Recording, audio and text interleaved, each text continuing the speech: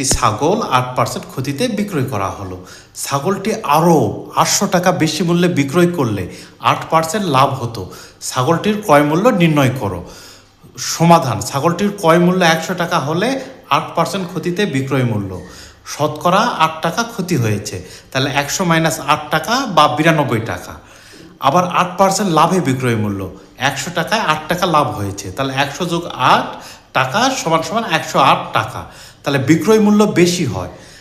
তাহলে 8% লাভে বিক্রয় মূল্য করতে গেলে এই 108 থেকে 92 বিয়োগ করলে 16 টাকা, তাহলে বিক্রয় মূল্য বেশি হয়েছে 16 টাকা। তাহলে বিক্রয় মূল্য যখন 16 টাকা বেশি হয় তখন ক্রয় মূল্য ছিল 100 টাকা। তাহলে বিক্রয় মূল্য যখন 1 টাকা বেশি হয় তখন ক্রয় মূল্য হবে 100 ভাগ 16 টাকা।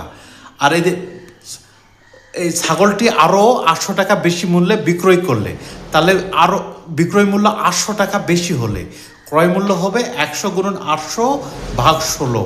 16কে 16 দিয়ে ভাগ করলে 1, 800কে 16 দিয়ে ভাগ করলে 50, আর 50 আর 100 গুণ করলে 5000 টাকা।